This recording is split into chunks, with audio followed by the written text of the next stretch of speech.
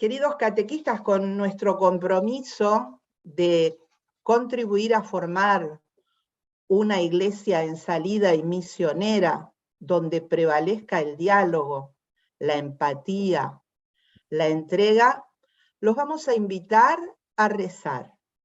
Hoy, como ustedes saben, nos acompaña el padre Omar Osiris, que viene de México. Nos vamos a poner entonces en la presencia de Dios, rezándole a nuestra Madre en la vocación de María de Guadalupe, patrona de México y de América Latina. En el nombre del Padre, del Hijo, del Espíritu Santo, y con nuestro corazón te decimos: Señor, te pedimos, por intercesión de Nuestra Señora de Guadalupe, que mis oídos estén dispuestos para escuchar a quien pide auxilio, que mis ojos estén abiertos para descubrir las necesidades del hermano, que mis manos estén preparadas para ayudar, sostener, construir esta iglesia, que mis pies me lleven caminando en las huellas de Jesús, anunciando el Evangelio. Señor, te pedimos, por intercesión de Nuestra Señora de Guadalupe, que podamos como comunidad saber, escuchar, dialogar, discernir, para decidir juntos según el Evangelio. Que estemos atentos a escuchar lo que el Espíritu nos sugiere a través de la realidad que nos rodea. Que podamos abrirnos francamente unos a los otros con un diálogo sincero, respetuoso, amoroso, mirando el ejemplo maternal de María. Que sepamos que en esta iglesia sinodal estamos dispuestos a caminar juntos, aprendiendo uno del otro, estando siempre al servicio de los demás. Querido Dios, pon tus palabras de amor en mi boca, que sea yo capaz de ofrecer mi corazón a cada uno de los que te necesiten, que pueda ser simplemente instrumento tuyo. Que así sea. Le pedimos entonces ahora al padre Cote si por favor podría hacer la presentación del padre Omar. Muy bien. Bueno, ¿qué tal a todos? Buenas tardes. Estamos comenzando nuestro tercer día. Como pasa siempre, ¿no? En la medida que vamos avanzando, primero nos vamos integrando más unos con otros, sintiéndonos más como parte de una comunidad que quiere hacer un proceso de aprendizaje, ¿no? No solamente que venimos, participamos, escuchamos y nos vamos, sino que estamos involucrados en este camino. Porque las cosas que escuchamos, el Espíritu suscita en nosotros acciones, reacciones, y también estas ganas de vivir en comunión la sinodalidad, el camino de la iglesia.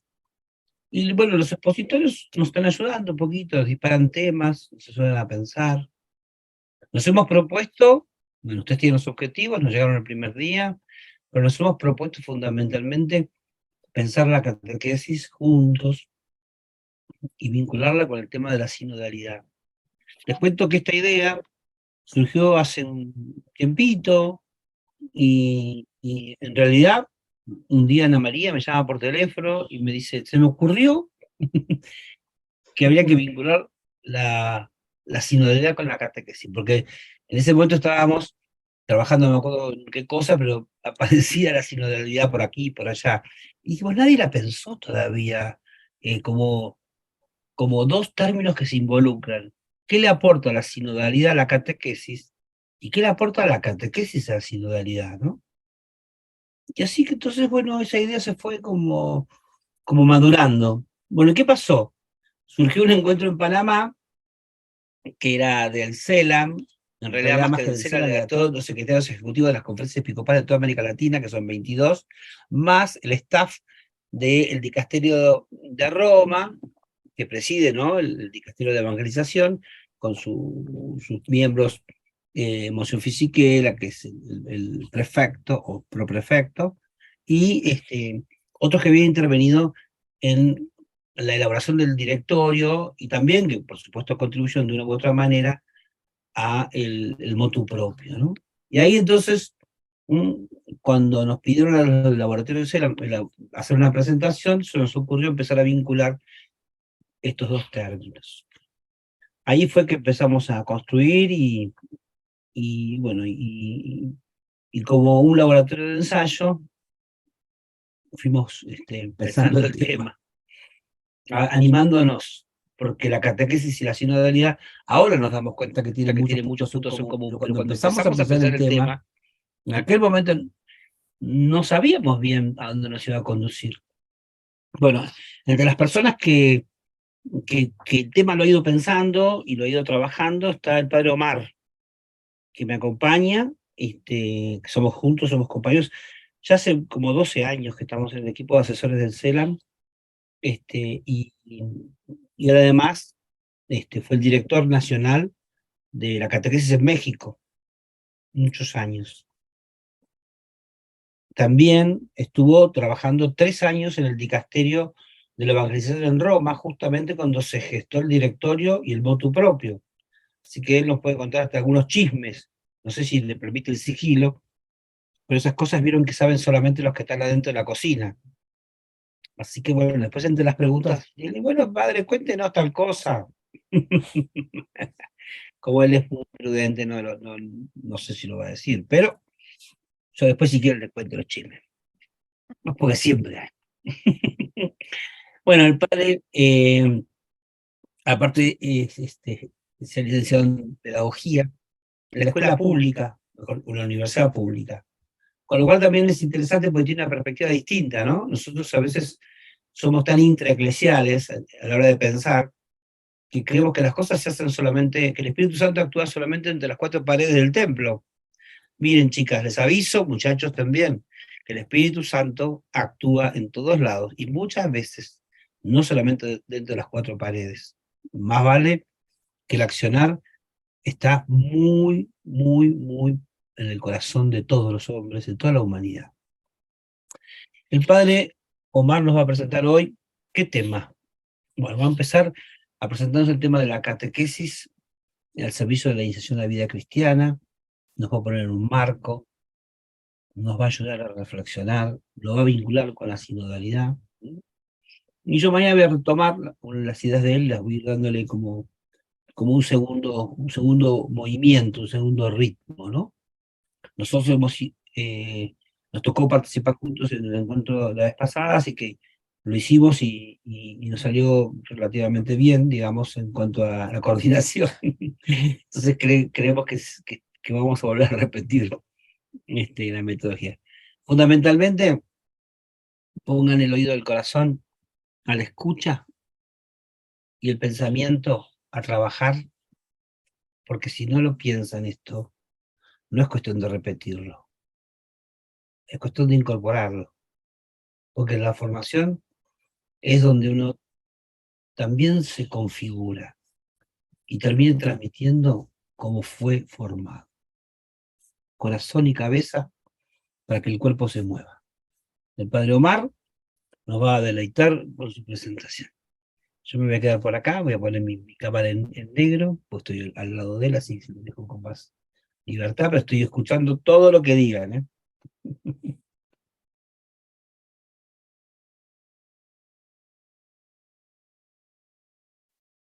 Muy bien, buenas tardes a todos y a todas. Como ya dijo el padre Cote, pues son 2 temas los que trataré de abordar. Primero, la iniciación a la vida cristiana en el camino de América Latina como la opción para formar discípulos y misioneros.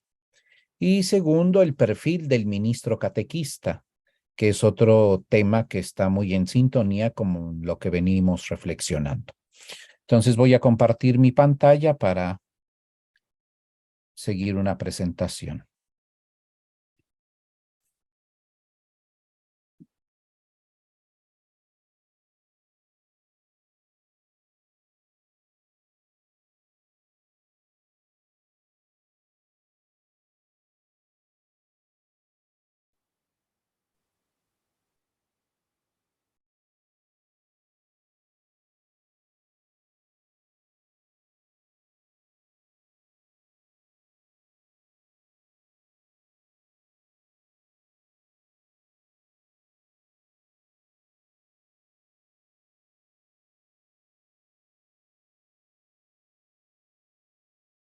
Muy bien.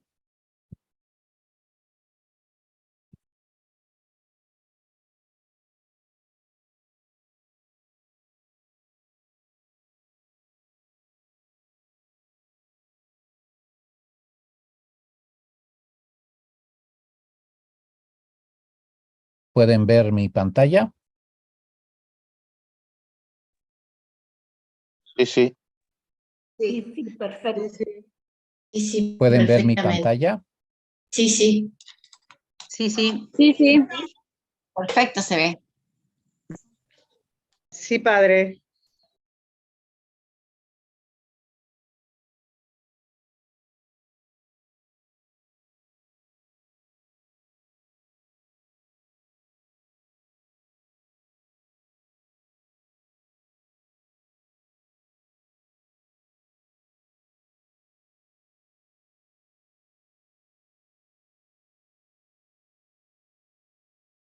¿Pueden ver mi pantalla?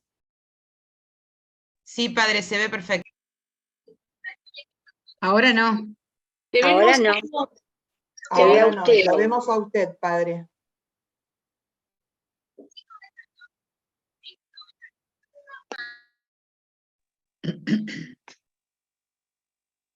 Ahora sí. Ahora sí. Ok. Aquí me Ahora dice sí. que ya la pueden ver. Pues estos son los dos temas que vamos a reflexionar en esta tarde. Y lo hacemos desde la perspectiva que hemos venido trabajando en estos días. Ya se nos hablaba de que la sinodalidad es un caminar juntos. Bueno, en América Latina, desde hace varios años venimos haciendo un camino no solo para renovar la catequesis, sino para renovar toda nuestra práctica pastoral. Un camino que tuvo un momento privilegiado en la quinta conferencia del Episcopado Latinoamericano y del Caribe, porque en ese momento fue cuando América Latina hizo una opción por la iniciación a la vida cristiana, como el camino para formar discípulos y misioneros de Jesucristo.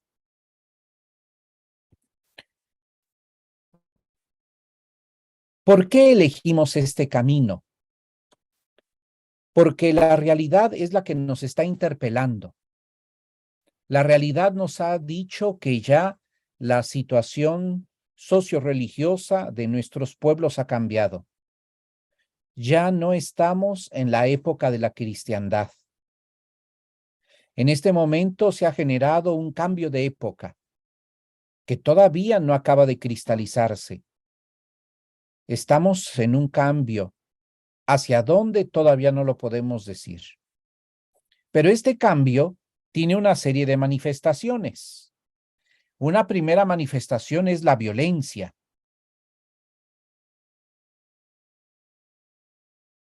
La última década del siglo pasado y la primera de este nuevo siglo han sido testigos de cambios vertiginosos en todas las dimensiones del quehacer humano y de los múltiples conflictos bélicos. El fenómeno que lo ha dejado de manifiesto, pues, fue el ataque terrorista a las Torres Gemelas en Estados Unidos. El país que se decía más seguro del mundo, hemos visto cómo fue vulnerado. Ahora hay otros fenómenos que nos están hablando de la violencia, la guerra en Ucrania, los conflictos en varios países de África, en nuestras mismas naciones, la violencia generada por el narcotráfico, etc. Otro fenómeno que marca el cambio de época es el relativismo. Los paradigmas o modelos que sostenían nuestras formas de pensar, de valorar, de relacionarnos, han sido cuestionados y sustituidos por otros, creando en todos sensaciones de inseguridad, de inestabilidad, de desorientación, de cuestionamiento y de crisis. Hoy, como lo muestra la imagen, las personas ya no saben a dónde ir, ya no saben qué ideología seguir, si está bien o no está bien la ideología de género, si conviene o no conviene casarse, la adopción, etc. Otro fenómeno lo encontramos en el secularismo. A nivel cultural, nos encontramos en una sociedad que promueve una visión de la felicidad, cierto, pero esta alcanzable sin referencia a Dios. Hoy, para ser feliz, no necesito de Dios. A Dios lo tengo que lanzar a la basura.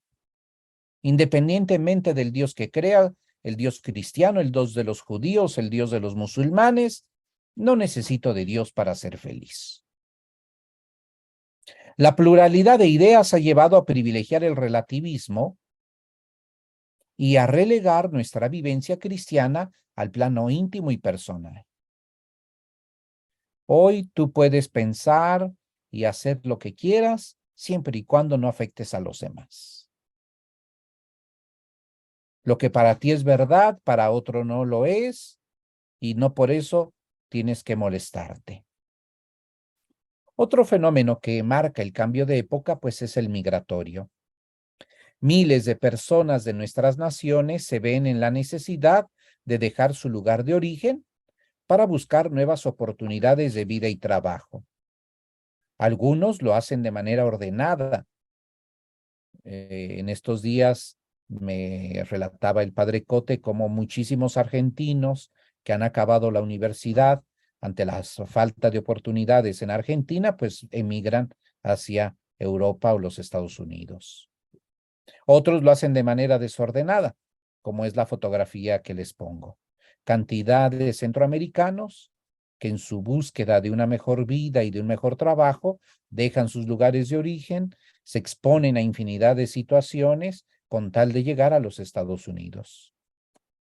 Este traslado conlleva, por un lado, la pérdida de valores y costumbres culturales y religiosas, pero por otro, el enriquecimiento con otras formas de vivir y pensar que amplían el universo propio. La experiencia de desarraigo provoca la necesidad del encuentro. Otro fenómeno que marca el cambio de época es la globalización. La globalización ha evidenciado la estrechez de nuestras fronteras y la pequeñez del planeta en que vivimos, convirtiéndonos en ciudadanos del mundo.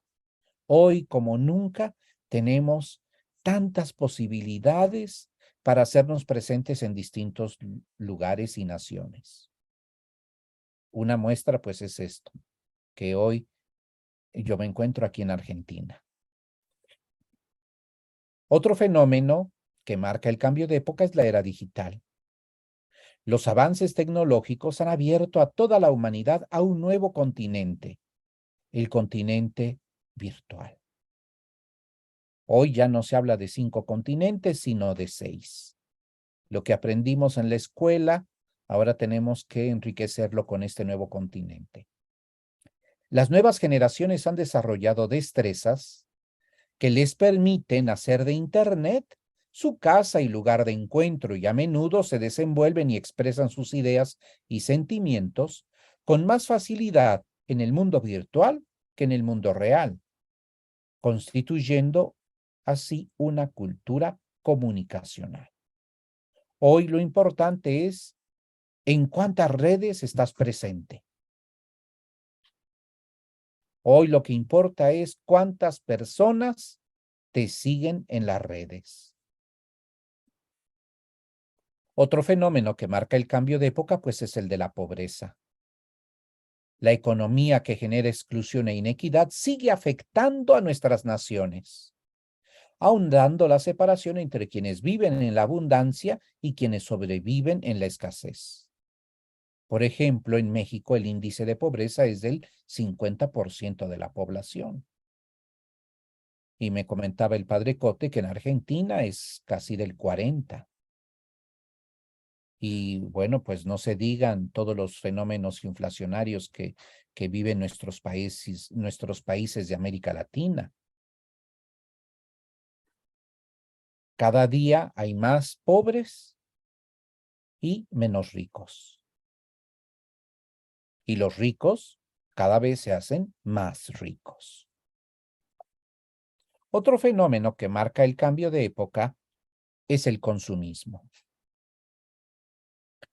Los anuncios publicitarios incitan cada vez más a incorporarse a la cultura del consumo y del descarte, algo que ha señalado mucho el Papa Francisco, viviendo por encima de sus posibilidades. Vean lo que dice el anuncio: compra ahora y paga después. Ahora que comienza el periodo de vacaciones aquí en Argentina, por el invierno, pues ¿cuántas personas se van de vacaciones, se endeudan y pasan meses o casi todo el año pagando lo que gastaron en esta temporada?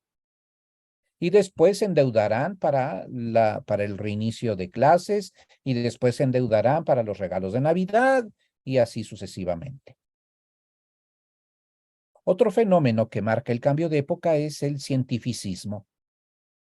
La ciencia ha realizado descubrimientos y avances que permiten ciertamente una mejor calidad de vida, nadie lo puede negar.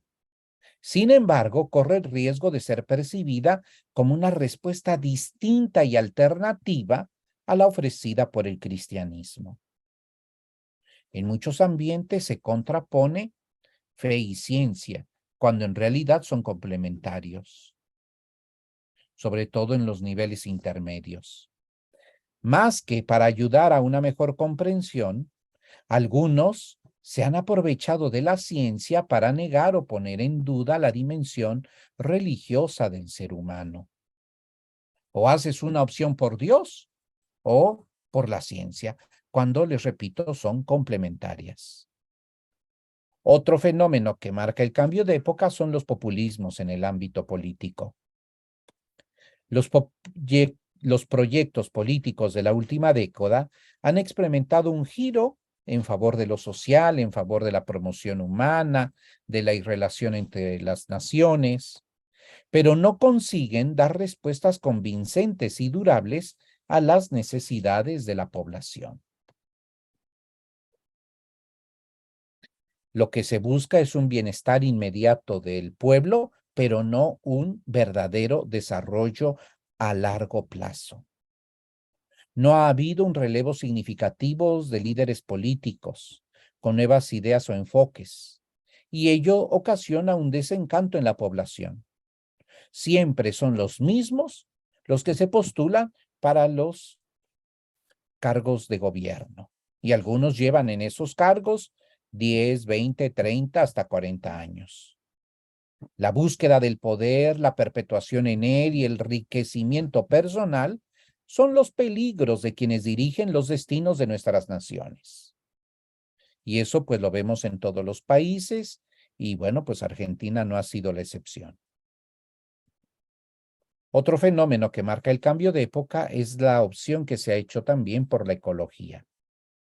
La toma de conciencia mundial de que somos los primeros responsables de cuidar de los recursos naturales nos ha recordado el mandamiento divino de proteger lo creado y la biodiversidad.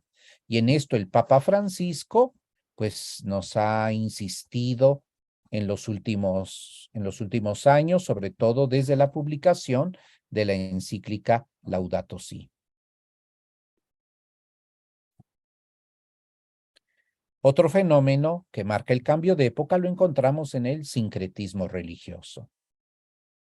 Nuestros países mantienen sus raíces religiosas, si bien éstas se han diversificado, sea en diferentes confesiones cristianas, ustedes han visto cómo han proliferado las sectas, sea en nuevas formas de vivir la trascendencia o de prescindir de la trascendencia, o sea en una búsqueda de aparente éxito y prosperidad, o en acentuaciones fundamentalistas, apologéticas y proselitistas. Bueno, estos fenómenos, ¿qué es lo que dejan de manifiesto? ¿Cómo han impactado nuestra praxis pastoral? Pues nos han dejado ver un desgaste a nivel pastoral. En este contexto del cambio de época, la pastoral de la Iglesia afronta también nuevos desafíos. Las prácticas que hemos desarrollado y los caminos de crecimiento en la fe que hemos recorrido muestran un desgaste con el paso de los años y requieren un nuevo diseño evangelizador. Por ejemplo, en esta imagen de un catecismo que fue muy utilizado en México, bueno, este catecismo duró más de 200 años vigente. Era un catecismo basado en preguntas y respuestas, que pues definitivamente ya no responde a las necesidades de hoy. También, este cambio de época ha manifestado o ha dejado ver la crisis que en este momento enfrentamos para transmitir la fe. En el cambio de época que vivimos, la continuidad de tradiciones sufre una ruptura. Nuestras raíces familiares, sociales, históricas, religiosas y culturales, cuando se encuentran con situaciones nuevas, nos provocan crisis y ponen en jaque nuestra identidad. Y entonces corremos el riesgo de perder nuestros referentes vitales y de no transmitirlos a las nuevas generaciones.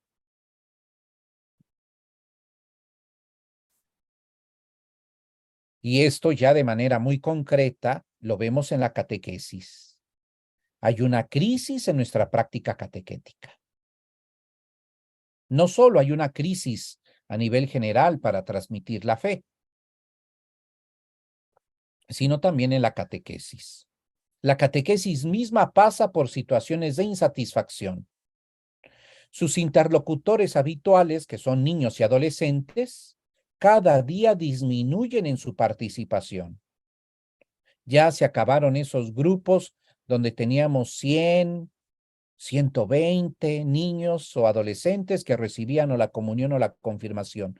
Ahora cada vez los grupos se van reduciendo. La catequesis dirigida a los adultos es aún insuficiente. La preparación sacramental, como objetivo fundamental de la catequesis, se ha constituido en el punto de cierre de la vida cristiana de quienes participan en ella. Cada vez que un grupo de niños o adolescentes recibe un sacramento, hay que preguntarnos, ¿y volverán a la iglesia? ¿El domingo siguiente los volveremos a ver en misa? Y la triste realidad será que no. Cuando reciben un sacramento, lo que hacemos es sacarlos de la vida eclesial. Los intentos de una catequesis de perseverancia postsacramental o de mantenimiento no han logrado solidificar una catequesis permanente. Después de que reciben los sacramentos, ya no se vuelven a integrar a un proceso de formación en la fe. Quienes no pueden participar de los sacramentos, por ejemplo, las personas que no pueden comulgar porque son divorciados vueltos a casar o porque viven en una situación irregular, se ven excluidos de toda forma de educación de la fe como oportunidad de crecimiento en la vida cristiana. Nos ha faltado desarrollar itinerarios para este tipo de personas que son homosexuales o por cualquier situación que no pueden comulgar. Nos hace falta desarrollar itinerarios para ellos. La metodología basada en el sistema escolar en las comunidades parroquiales, si bien ha permitido la conformación de grupos de catequesis homogéneos por edades, la labor educativa de los catequistas y la adquisición de conocimientos han desdibujado la necesidad de procesos personales de conversión y también la implicación directa de la familia y la vinculación con la comunidad cristiana. En un momento se pensó que la solución para la catequesis era escolarizarla, pero pues ya la realidad nos dice que esa no fue la solución, porque la catequesis no es una materia escolar. La catequesis no es una clase. La catequesis es el encuentro con una persona, Jesucristo. Se han desarrollado procesos de evangelización fragmentados, no integrales ni integradores. Los catequistas han privilegiado el uso y la dependencia de los subsidios por encima del acompañamiento personal de los interlocutores. Por eso les puse esa imagen, un niño que ahí está solo y que no sabe qué hacer. El catequista, si no tiene su librito, no sabe qué hacer en una sesión de catequesis. El catequista, nos dice el nuevo directorio, es ante todo un acompañante en el crecimiento de la fe. La catequesis aparece también desvinculada de la realidad que viven los interlocutores y de la pastoral orgánica. Pareciera, como está ahí la imagen, que la catequesis nos sitúa en un mundo ideal, fuera de la realidad, como si caminásemos en las nubes. Y en cambio la catequesis nos tiene que poner con los pies en la tierra y nos tiene que ayudar a aterrizar todos esos conceptos, todos los contenidos de la fe en nuestra vida cotidiana. Y la catequesis tiene que estar en relación con otras áreas de pastoral. La catequesis no es la única pastoral.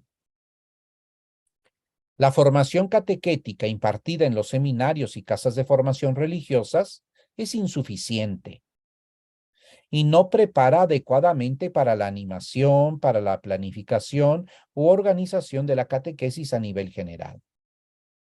Esa es otra realidad. Que los que se supone que debieran estar bien formados para poder animar, conducir, organizar la catequesis, no lo están. En algunos seminarios, la catequesis es un tema dentro de la materia de pastoral.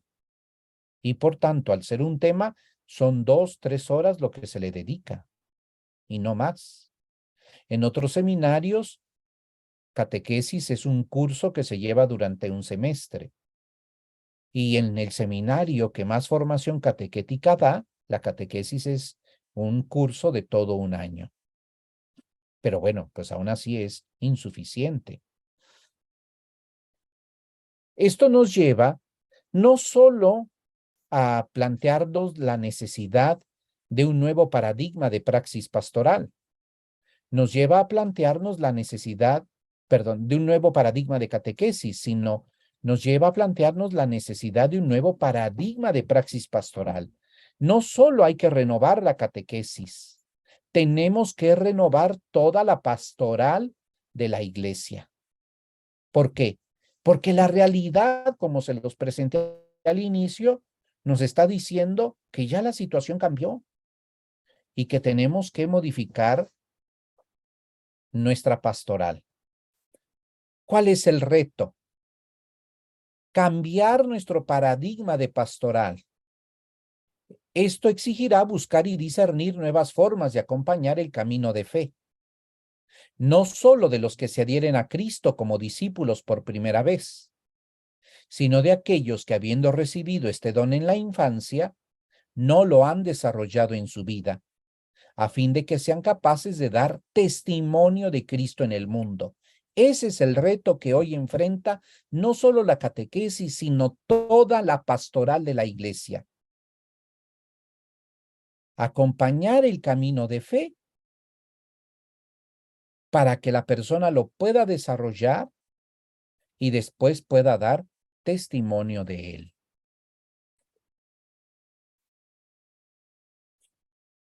Entonces, necesitamos plantear un nuevo modelo de práctica pastoral.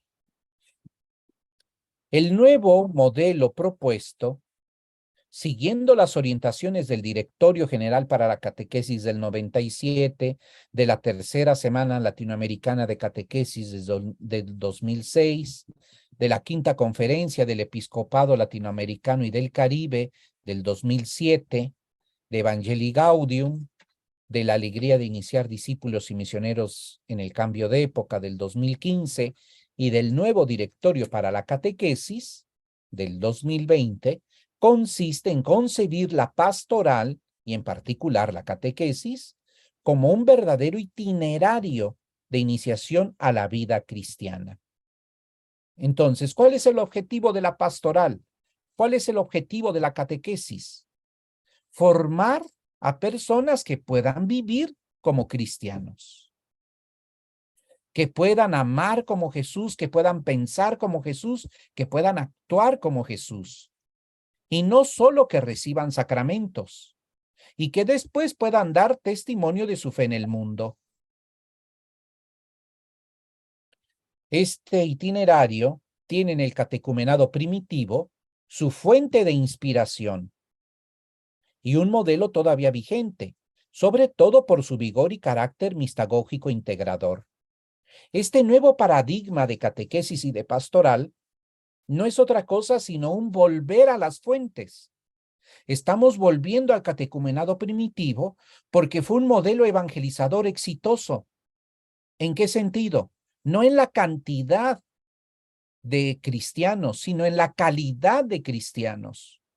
Porque quienes vivieron el proceso catecumenal fueron hombres y mujeres capaces de dar su vida por Cristo. Y eso es lo que hoy necesita nuestro mundo.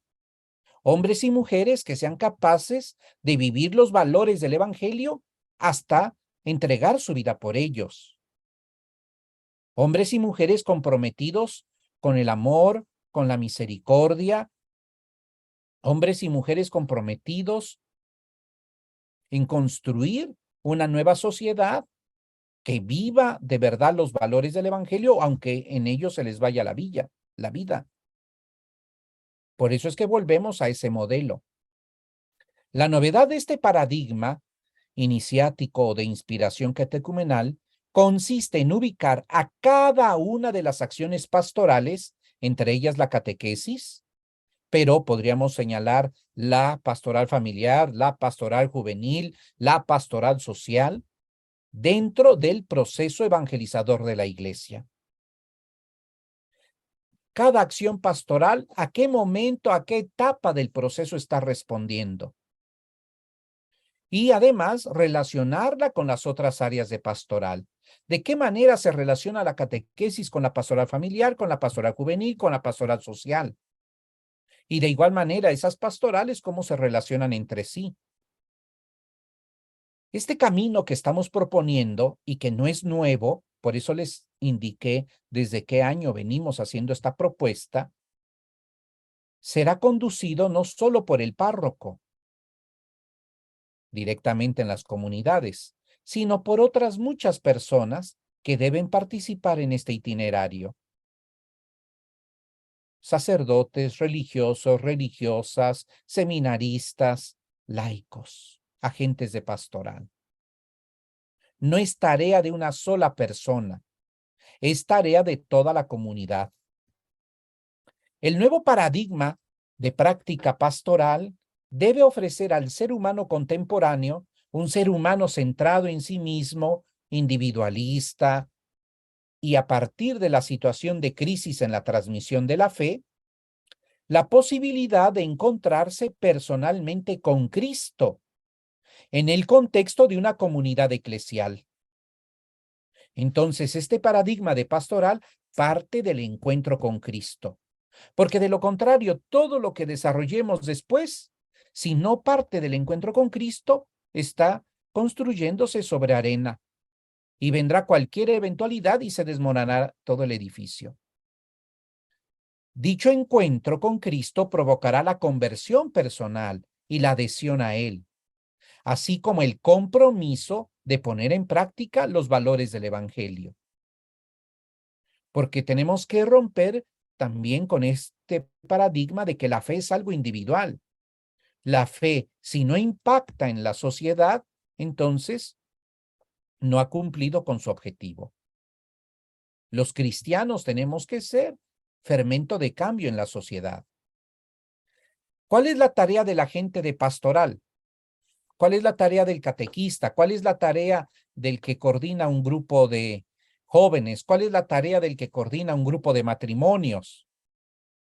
Provocar, favorecer, acompañar y guiar al encuentro con Jesús.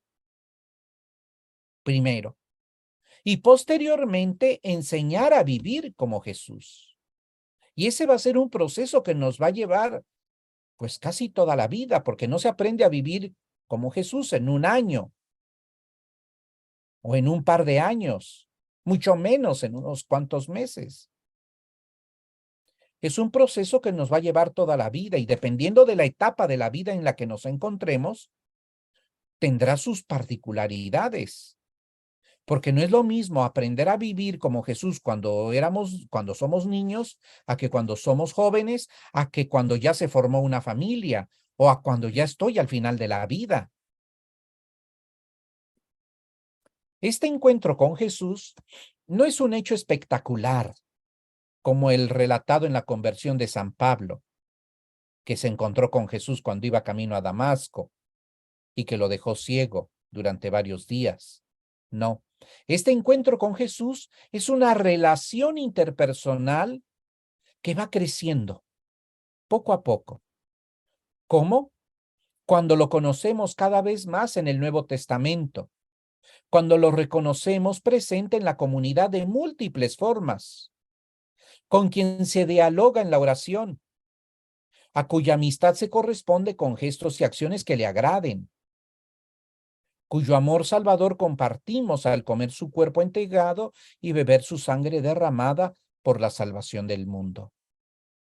Entonces, para el encuentro con Jesús tenemos muchos lugares para que éste se lleve a cabo.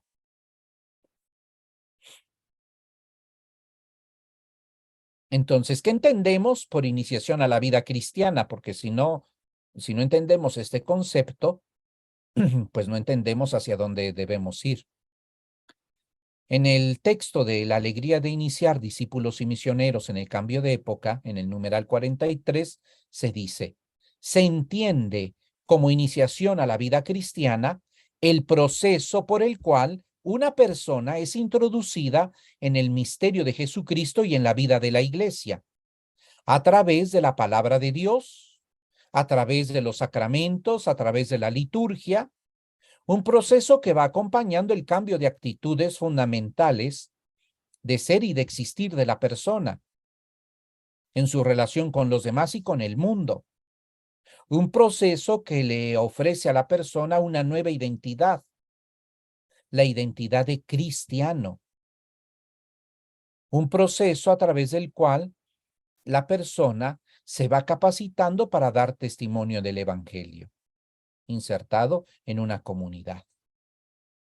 Y el actual directorio para la catequesis en el numeral 65, de igual manera nos ofrece una descripción de este proceso. Dice el nuevo directorio, la iniciación a la vida cristiana es un itinerario pedagógico ofrecido en la comunidad eclesial, que lleva al creyente al encuentro personal con Jesucristo, a través de la palabra de Dios, a través de la acción litúrgica y de la caridad, integrando todas las dimensiones de la persona para que crezca en la mentalidad de fe y sea testigo de vida nueva en el mundo. Este concepto que nos presenta el directorio insiste en algunos aspectos muy interesantes. Aquí nos dice el nuevo directorio que este proceso lo desarrolla la comunidad. También nos presenta un elemento muy interesante para el encuentro con Jesús. El concepto anterior nos decía palabra de Dios, sacramentos, liturgia. Este proceso nos dice que además está el testimonio de la caridad. E insiste el nuevo directorio en que es un proceso que tiene que integrar todas las dimensiones de la persona, no solo la dimensión cognitiva, sino tenemos que integrar la dimensión relacional de la persona, la dimensión humana. Toda la persona tiene que estar en este proceso para que vaya creciendo en una mentalidad de fe. ¿A qué nos referimos con este concepto? A que la mentalidad de fe es que llegue a pensar, actuar, sentir como Cristo, para que entonces pueda ser testigo de la vida nueva que hemos recibido de Él en el mundo. Insiste este concepto de nueva cuenta en la proyección a nivel social. En síntesis, la iniciación a la vida cristiana es el proceso que introduce a la persona en el misterio de Jesucristo y en la vida de la Iglesia a través de la palabra de Dios, de la mediación sacramental y litúrgica, que acompaña el cambio de actitudes, de ser y de existir con los demás y con el medio ambiente, que ofrece una nueva identidad, que parte de una comunidad y que capacita a la persona para dar testimonio de Cristo en el mundo. Este proceso implica que iniciemos al encuentro con Jesús, que se manifiesta en su palabra, que iniciemos al encuentro con Jesús, que se manifiesta en la belleza de lo creado por Dios y por la humanidad, que iniciemos al encuentro con Jesús, que se manifiesta como buena noticia de vida y de esperanza, que iniciemos al encuentro con Jesús, que se manifiesta en el misterio celebrado, que iniciemos al encuentro con Jesús, que se manifiesta en el pobre y en la comunidad, que iniciemos al encuentro con Jesús, que se encarna en la cultura y en la piedad del pueblo. Este proceso implica que iniciemos a quienes acompañan procesos de iniciación. Entonces, todos los agentes de pastoral tienen que vivir un proceso de iniciación, porque ¿cómo van a poder iniciar desde este modelo si ellos no han sido iniciados previamente? La iniciación a la vida cristiana está en estrecha relación con distintos modelos evangelizadores, como vamos a verlo ahorita. El actual directorio en el numeral 31 nos dice que la evangelización es un proceso que realiza la Iglesia, inspirado y sostenido por el Espíritu Santo, a través del cual el Evangelio es anunciado y difundido en el mundo. Entonces aquí lo que hay que señalar es esto: la evangelización es un proceso. La evangelización no son acciones puntuales. La evangelización es un proceso que tiene como objetivo que el Evangelio sea anunciado y difundido en el mundo.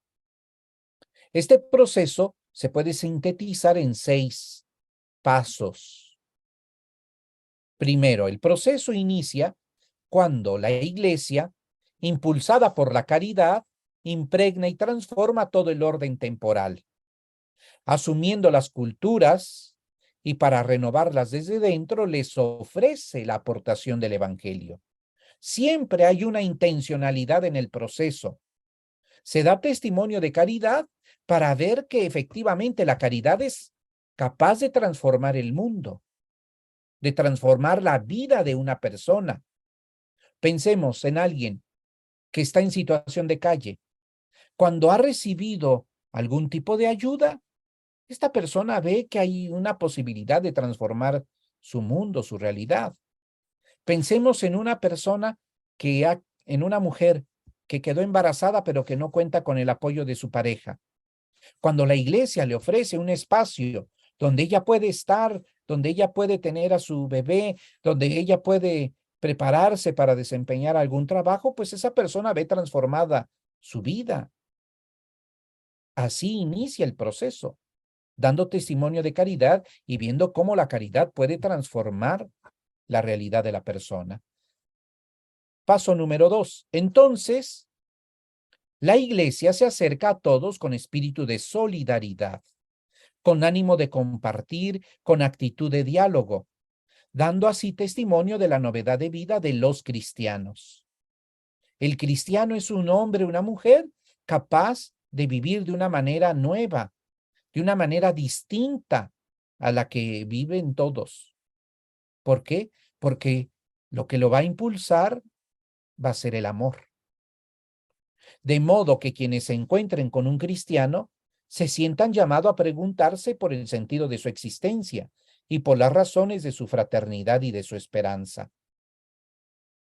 Tercer paso. La iglesia proclama explícitamente el evangelio a través del primer anuncio y de la llamada a la conversión.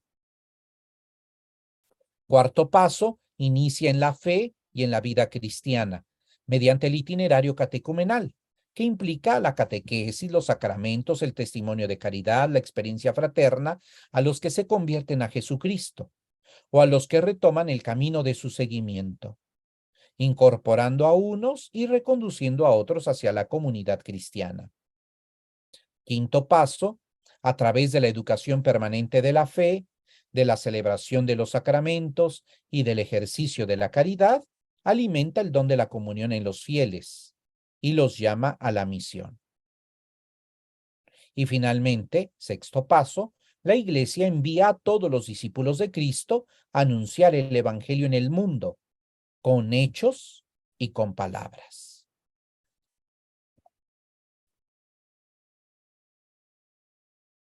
Estos 6 pasos, el modelo evangelizador que nos propone el directorio, en los numerales 33 al 35, esos 6 pasos los agrupa en 3 etapas: acción misionera, acción catequético-iniciatoria, acción pastoral. Los primeros 3 pasos corresponderían a la acción misionera, el paso 4 y 5 a la acción catequético-iniciatoria y el paso número 6 a la acción pastoral. En el modelo evangelizador que nos propone el RICA, rescatando el itinerario catecumenal, esos 6 pasos estarían el paso 1 y 2 y 3 en lo que corresponde a la etapa de precatecumenado. El paso 4 y 5 a catecumenado y purificación e iluminación. Y el paso número 6 al inicio de lo que sería la etapa mistagógica. En el proceso evangelizador que nos propone Aparecida, el paso 1, 2 y 3 correspondería a la etapa de encuentro con Cristo y conversión. El paso número 4 correspondería a la etapa de discipulado, el paso número 5 a la etapa de comunión y el paso número 6 a la etapa de la misión. Bueno. Evangelii Gaudium, de igual manera, nos propone un modelo evangelizador partiendo de la catequesis. Y, por ejemplo, Evangelii Gaudium nos dice que en la primera etapa del proceso evangelizador, que correspondería a los pasos 1, 2 y 3, ahí en esa etapa tenemos que desarrollar una catequesis de tipo querigmática. En los pasos 4 y 5, una catequesis de iniciación a la vida cristiana. Y en el paso 6, una catequesis de tipo mistagógica. En este esquema que les presento, Aquí pueden ver lo que les acabo de decir de una manera gráfica. En el primer cuadro tenemos el proceso evangelizador, en la primera línea tenemos el proceso evangelizador que nos propone el directorio con sus 3 etapas: acción misionera, acción catequético-iniciatoria y acción pastoral. En la segunda línea tenemos el proceso de formación de discípulos que nos propone Aparecida. Encuentro y conversión se corresponden en acción misionera, discipulado y comunión en acción catequético-iniciatoria y la misión en acción pastoral. En el modelo del RICA, el precatecumenado correspondería a la acción misionera o al encuentro y conversión, el catecumenado a la etapa de discipulado dentro de la acción catequético-iniciatoria, purificación e iluminación de igual manera, a la etapa de la integración a la comunidad. Y la mistagogía sería el inicio de la etapa de misión en Aparecida o de acción pastoral en el directorio. Y Evangelii Gaudium nos dice que en la primera etapa sería la acción de la catequesis querigmática, en la segunda catequesis de iniciación y en la tercera catequesis mistagógica. Bueno, estos itinerarios evangelizadores, estos modelos evangelizadores desarrollan 2 tipos de itinerarios. Por una parte, itinerarios de iniciación a la vida cristiana, que es donde aprendemos a vivir como cristianos, correspondería a la acción misionera y a la catequético iniciatoria, o a encuentro, conversión, discipulado, comunión, o a precatecumenado, catecumenado, purificación e iluminación, o a catequesis querigmática y de iniciación. Y después a itinerarios de formación específica y permanente para la etapa de acción pastoral o de misión o de mistagogía o para la catequesis mistagógica. Y aquí hay que tener muy claro cuáles son los objetivos en cada una de estas etapas. En la acción misionera, el objetivo es suscitar la fe y la conversión en el interior de la persona. En la acción catequético-iniciatoria, hacer crecer y madurar esa fe, insertando a la persona en una comunidad. Y en la tercera etapa, que la fe fructifique y la persona sea capaz de dar testimonio en la iglesia y en el mundo de su fe. Entonces, aquí lo importante es que ustedes caigan en la cuenta que independientemente del modelo evangelizador que yo realice, que yo siga, tengo que desarrollar estos itinerarios de iniciación a la vida cristiana y después de formación específica y permanente. Porque de lo contrario no estaré desarrollando todo el proceso evangelizador de la iglesia y solamente estaré desarrollando una de sus partes. Esto nos lleva a la urgencia de un proyecto evangelizador. El directorio para la catequesis considera necesario que en las iglesias particulares, es decir, en las diócesis, se desarrolle una pastoral orgánica, de modo que los diversos carismas, ministerios, servicios, estructuras y organizaciones se articulen en un mismo proyecto evangelizador. A ese proyecto evangelizador se le denomina Plan Diocesano de Pastoral. ¿Y por qué insiste el directorio en esto? Porque todavía hoy en día hay diócesis que no tienen un plan de pastoral. Y si las diócesis no lo tienen, pues muchas parroquias menos.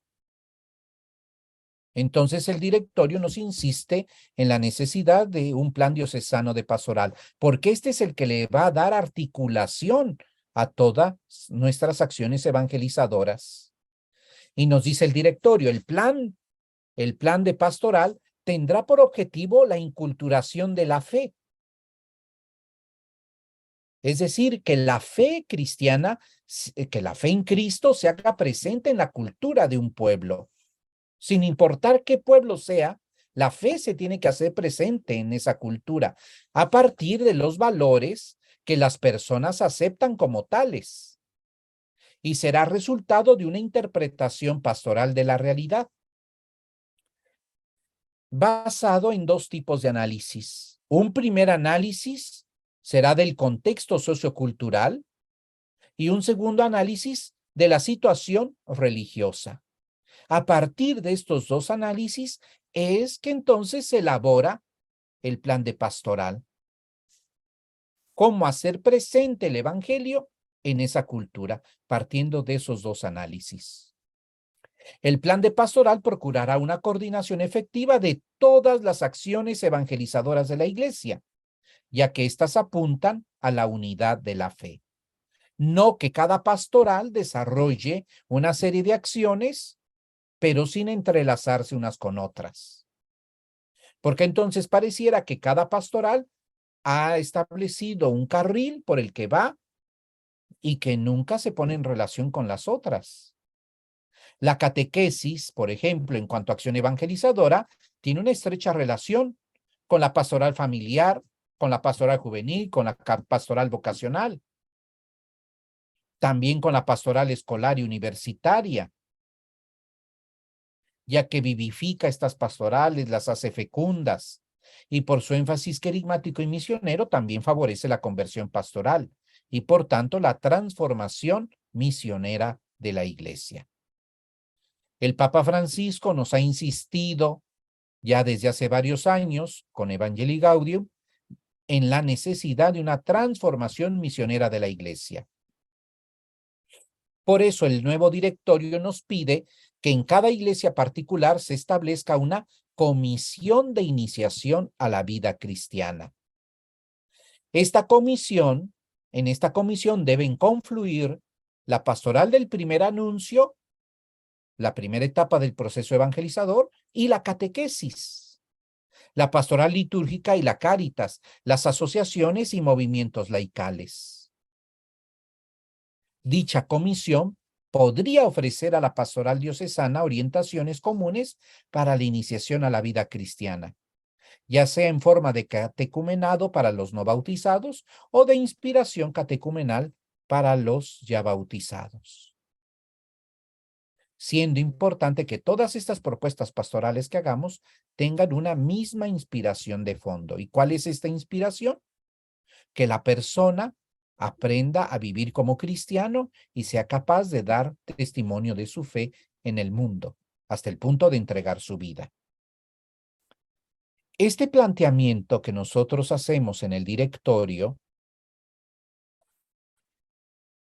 se empezó a desarrollar en América Latina desde hace varios años y que tuvo un momento muy importante cuando celebramos la primera semana de iniciación a la vida cristiana. Fue la primera semana latinoamericana.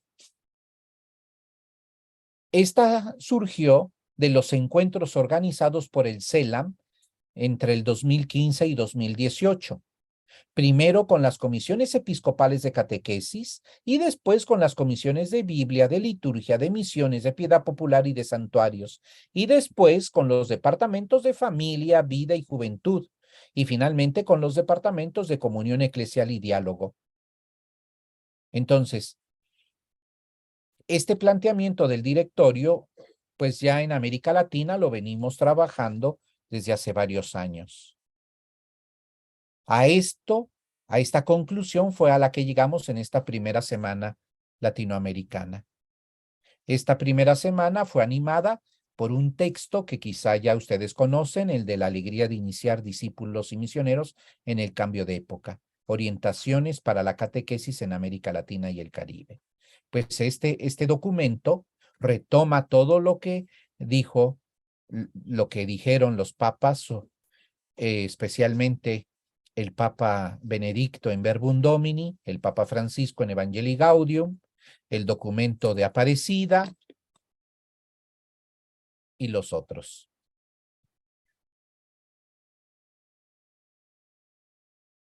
Este documento, como yo ya lo he dicho al inicio, trata de responder a la crisis en la transmisión de la fe, consecuencia del cambio de época que se manifestó principalmente en el cuestionamiento y no en pocos casos el rechazo de los paradigmas que sostenían nuestras formas de pensar y de relacionarnos.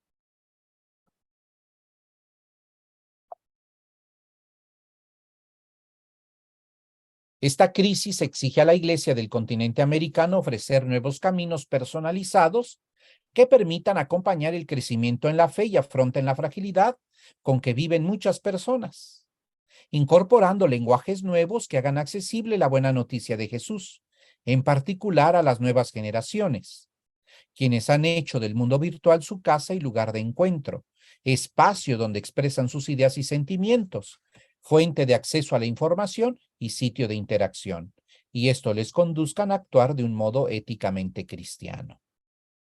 Lo anterior reclama un cambio de actitud en cada uno de los agentes de pastoral. ¿Cuál es esa actitud que hoy debemos de tener? Salir al encuentro de los demás, allí donde ellos se encuentran, pues se acabó el tiempo en que la gente acudía a la iglesia para encontrar en la fe cristiana el sentido a la propia vida.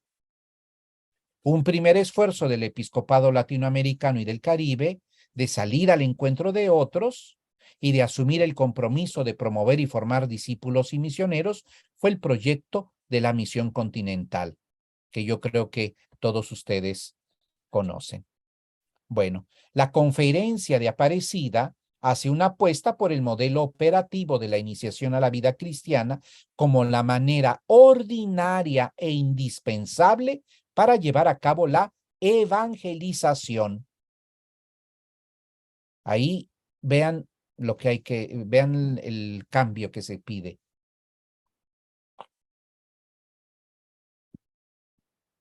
La iniciación a la vida cristiana como la manera ordinaria e indispensable para llevar a cabo la evangelización. No solo de los que se adhieren a Cristo, sino de los que ya recibieron este don. De suerte que perseverando en la fe, se conviertan en miembros activos de la comunidad eclesial. Este camino que venimos haciendo juntos desde el 2007, pues ya tiene que verse reflejado en nuestras diócesis. Ayer nos decía el padre Gali que la iglesia no camina de acuerdo a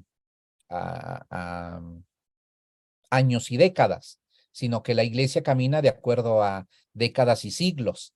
Bueno, esperemos que no nos lleve todo un siglo meternos en este camino, porque es un camino que ya venimos haciendo juntos. Asumir el modelo operativo de la iniciación a la vida cristiana exige optar por una comunidad en salida misionera y dispuesta a la conversión pastoral, que tenga como tarea primordial la formación inicial, básica y permanente de sus discípulos misioneros.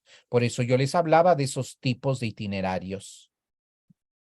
Dicha opción supone dejar atrás la pastoral centrípeta, sacramental y devocional, que se viene desarrollando en las comunidades del continente, para desarrollar la evangelización a partir de un proyecto orgánico, global y unitario, que manifieste, construya y haga presente el reino de Dios entre los hombres.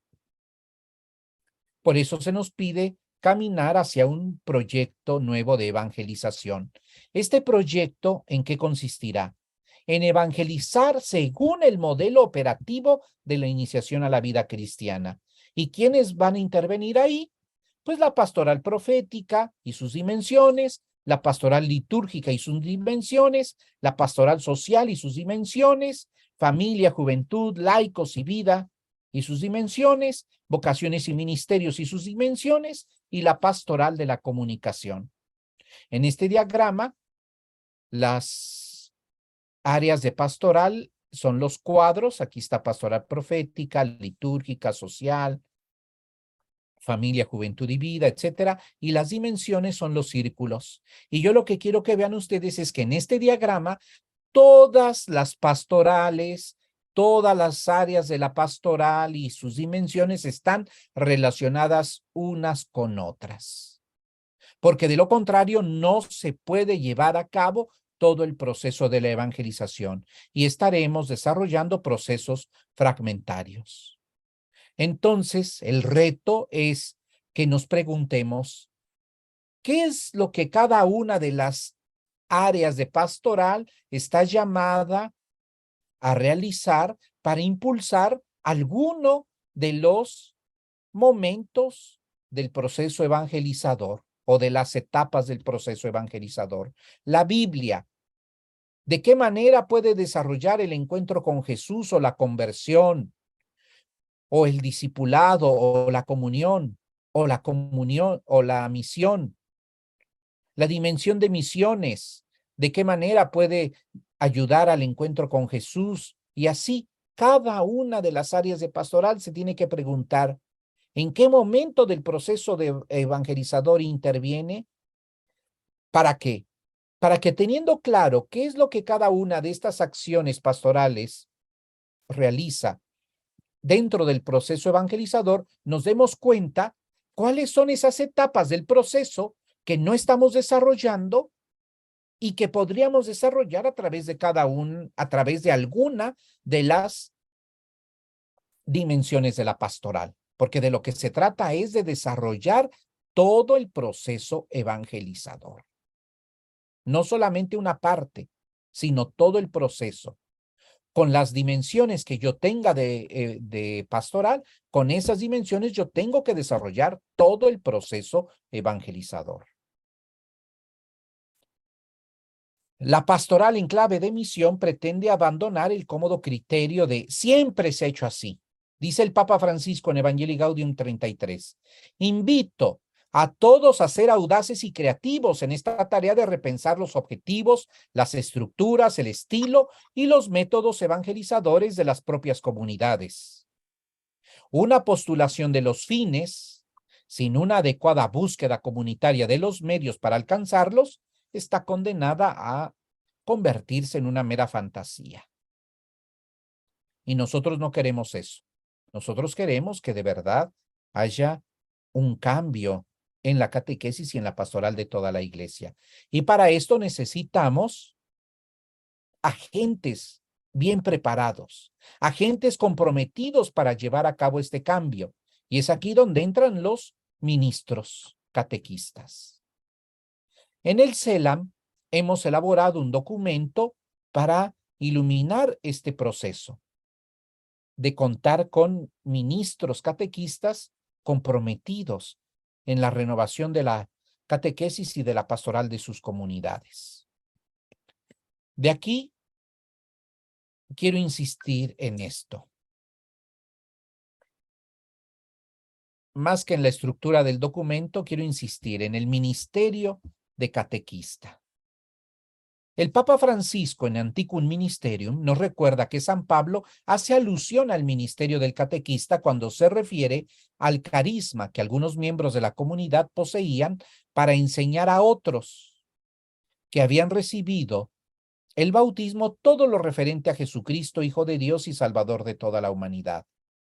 Dicho carisma, infundido por el Espíritu Santo en algunos bautizados, quienes recibieron el nombre de catequistas, fue reconocido como un ministerio indispensable para el desarrollo de la comunidad, pues estos catequistas transmitían de una manera orgánica y permanente las enseñanzas de Jesús, adaptándolas a los diversos contextos de sus interlocutores, lo que hoy llamamos inculturándolas. A lo largo de los siglos, en el ejercicio de este ministerio, encontramos a hombres y mujeres que, movidos por la fe, dieron testimonio de santidad y dedicaron su vida a la instrucción catequética de quienes eran iniciados en la vida cristiana. Algunos incluso fundaron iglesias y sufrieron en el martirio. Actualmente, en las comunidades de nuestro continente, este ministerio es ejercido principalmente por laicos, conscientes de las implicaciones y compromisos misioneros que derivan de su bautismo. Ellos encuentran en la catequesis un medio para transmitir la fe. Ante la crisis en la transmisión de la fe, el catequista se ha propuesto como objetivo transmitir la fe a quienes se sienten atraídos por Cristo y desean vivir como Él, recorriendo las diversas etapas que propone el proceso evangelizador de la iglesia. No solamente una etapa del proceso, sino las etapas del proceso, todas. El ministerio laical de catequista posee un fuerte valor vocacional que requiere el debido discernimiento por parte del obispo y que se evidencia en el rito de institución. El ministerio es para aquellos catequistas que quieren dedicar su vida entera a la catequesis y no solo una parte de su vida, no solamente un par de años o no solamente mientras me caso y ya después veo qué sucede. Es un servicio estable que algunos laicos prestan a la iglesia local según las necesidades pastorales identificadas por el ordinario del lugar, el cual ha de ejercerse de manera secular sin caer en ninguna expresión de clericalización. ¿Quiénes son los candidatos a este ministerio? Hombres y mujeres. Este ministerio, como el de lector y de acólito,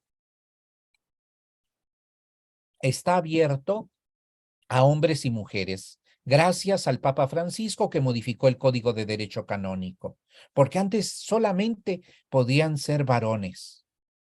Hombres y mujeres de profunda fe y madurez humana, que participen activamente en la vida de la comunidad cristiana, que puedan ser acogedores, generosos y vivan en comunión fraterna, que reciban la debida formación bíblica, teológica, pastoral y pedagógica, para ser comunicadores atentos de la verdad de la fe y que hayan adquirido ya una experiencia previa en la catequesis. Entonces, no pueden ser ministros aquellos que apenas van iniciando, se van iniciando en este servicio, ¿no? Aquí necesitamos personas que ya hayan tenido una experiencia. Se requiere que sean fieles colaboradores de los sacerdotes y de los diáconos, que estén dispuestos a ejercer el ministerio donde sea necesario y que estén animados por un verdadero entusiasmo apostólico. ¿Cuál es la tarea de las conferencias episcopales en torno a este ministerio? Pues las conferencias episcopales tienen la tarea de hacerlo efectivo, estableciendo el itinerario de formación y los criterios normativos para acceder a él, encontrando las formas más coherentes para el servicio que ellos estarán llamados a realizar en la iglesia particular. En este sentido, ya la Conferencia Episcopal de Argentina ha dado un paso importante y ha publicado ya un documento para dar estas orientaciones. ¿Y cuál es la tarea de los pastores en las iglesias particulares? Refiriéndose a los obispos. Pues en primer lugar, escuchar la voz del Espíritu para despertar el entusiasmo personal de cada bautizado y reavivar la conciencia de que está llamado a realizar la propia misión en la comunidad. Segunda tarea, discernir los dones que el Espíritu Santo nunca deja de conceder a su iglesia para el crecimiento de la propia comunidad. Y tercer tarea de los pastores, enriquecer la vida de la comunidad cristiana reconociendo los ministerios laicales que son capaces de contribuir a la transformación de la sociedad mediante la penetración de los valores cristianos en el mundo social, político y económico.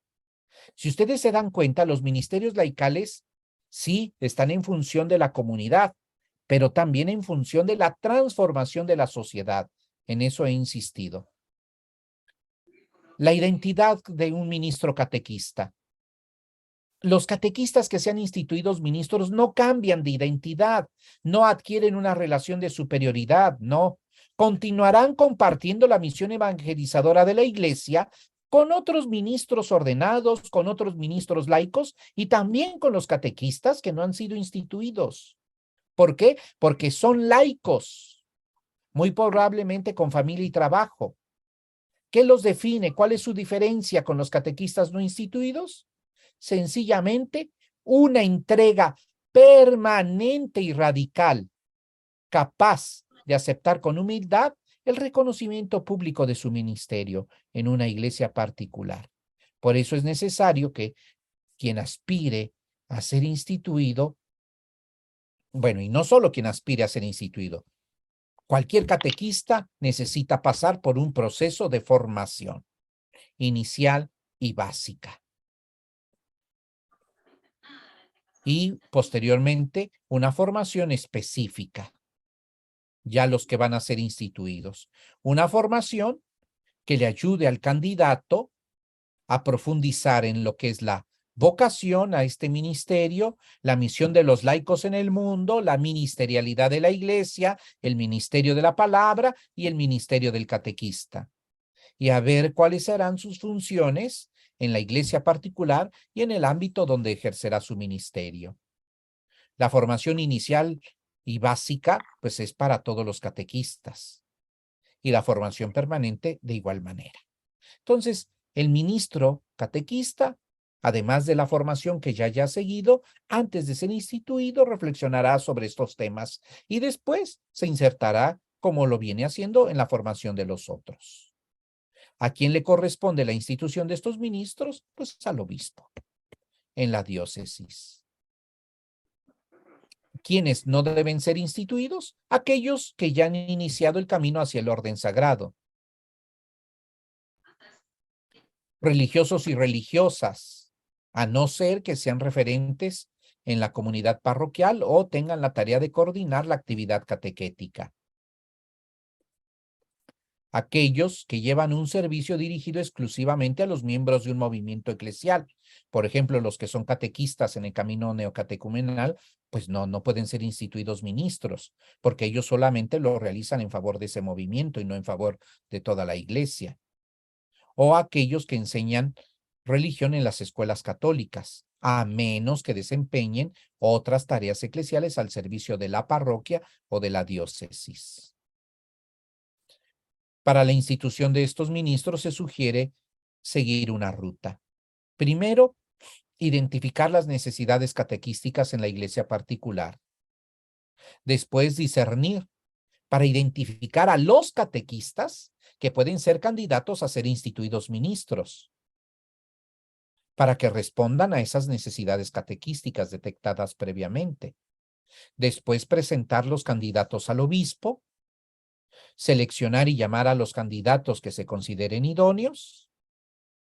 Después, el catequista elaborar una carta donde responde al llamado del obispo y solicita ser instituido ministro, recibir la formación previa a la institución, ser instituido ministro y comenzar el ejercicio de su ministerio o continuar el ejercicio de su ministerio donde el obispo le indique y continuar su formación permanente. Conclusión. En definitiva, somos invitados a valorar el testimonio de tantos catequistas, en especial de aquellos que nos prepararon para la recepción de los sacramentos de la iniciación cristiana, porque hacia ellos, dice el Papa Francisco, debe haber un cariño, una relación, un sentimiento de agradecimiento, una veneración, una cercanía, un vínculo muy importante. Dicho testimonio lo encontramos en la larga lista de beatos, santos y mártires catequistas que han marcado la misión de la Iglesia, la cual merece ser conocida porque constituye una fuente fecunda no solo para la catequesis, sino para toda la historia de la espiritualidad cristiana. ¿Verdad? A ustedes catequistas de América Latina y el Caribe, a ustedes catequistas de Argentina y de otros países que nos siguen, nuestra más amplia gratitud y admiración. Santa María de Guadalupe, aurora de la evangelización de este continente, los proteja y acompañe en el ejercicio de tan delicado ministerio. Pues hasta aquí mi presentación.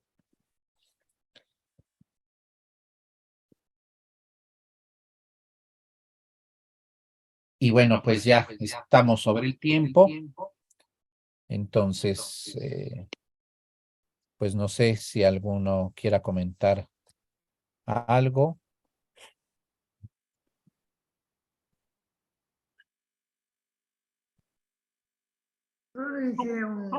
Acá nos dice Adriana, excelente padre, muchas gracias. Qué gran riqueza por esta formación, gracias. Hay muchos agradecimientos. Muy claro. También. Sí, muy claro, muy útil y son todas las problemáticas que tenemos hoy en las parroquias, en las comunidades y de mucha utilidad, la verdad que sí. Muchas gracias, padre. Gracias, Yo padre. creo que la Biblia es como la fuente para para poder decir la palabra de Dios. Como que la fuente de toda catequesis está en la Biblia y de ahí se van como tejiendo ramas, ¿no? Sí, claro. Aquí lo que yo quiero que ustedes asuman o interioricen es que en esta propuesta de sinodalidad, este caminar juntos que venimos haciendo en América Latina es un caminar desde la iniciación a la vida cristiana. La sinodalidad en América Latina se manifestará cuando todos querramos recorrer ese camino de la iniciación para formar a los discípulos misioneros de Jesús.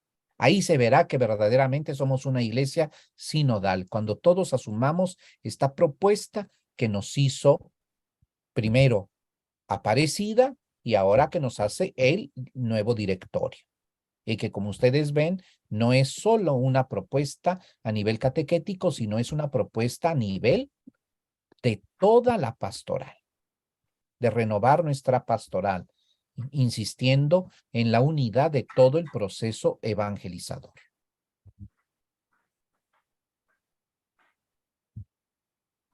Pues Bueno, padre. Yo soy quien les agradece a ustedes su atención, su tiempo, su disponibilidad, y pues les animo a seguir profundizando en estos temas. Ya mañana el padre Cote nos dirá hacia dónde tenemos que caminar en esta propuesta de sinodalidad en torno a la catequesis. Bueno, padre Omar, la verdad que es súper clarito, súper hermoso y un lenguaje bien palpable. La verdad que re lindo todo el itinerario que nos hiciste recorrer y conocer y las correlaciones. Así que de los distintos procesos, así que re lindo. La verdad que muy enriquecedor la presentación, muy clarito. Ojalá que podamos tener el material, después que nos llegue el material, porque realmente está muy rico para después compartirlo con nuestras comunidades.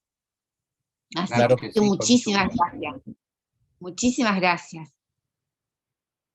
Bueno, en nombre del grupo, padre Omar, del grupo organizador, realmente le queremos agradecer su presencia, todo su aporte y compartirle que, bueno, en el chat han ido surgiendo a medida que usted iba transmitiéndonos todo lo que enriquecedor, que no nos alcanzaban las manos para apuntar las cuestiones, que había mucho reclamo del compartir de su material, pero todas las resonancias que estamos leyendo es que han quedado conmovidos, que la presentación ha sido excelente, así que le queremos realmente agradecer todo este tiempo suyo compartido con tanta alegría, con tanto entusiasmo, que nos ha renovado y nos ha impulsado a nosotros a realmente replantearnos, ¿no? Como catequistas, transmisores de la palabra de Dios, dónde estamos parados y qué es lo que queremos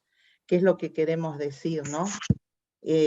Bueno, creo que ya hemos resumido un poco las palabras de todos y le pedimos al padre Cote, que seguramente quisiera también usted agradecer desde su lugar todo este servicio del padre Omar, ¿no? Sí, por supuesto, Omar, agradecerte ya el hecho de que nos hayas traído la reflexión latinoamericana, nos pones en un contexto en el cual la cabeza se te abre y te lleva a otro pensamiento.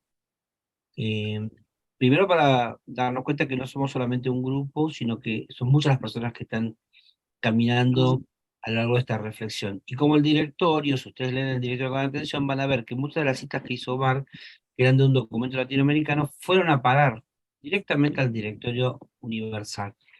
La reflexión catequética de América Latina, en muchos casos, se anticipó a la reflexión del directorio. Por eso el directorio supo encontrar en América Latina muchos elementos que los llevó ahí y los puso de modo paradigmático, porque no los pone solamente como una mención al pie de página, sino que los pone en los lugares centrales. Mañana ya nos vamos a centrar en algunos cómo, ¿no? De todo esto.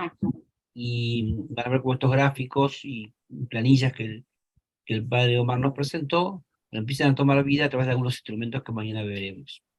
Una alegría y bueno, nos encontramos mañana. Mariana, muchas gracias.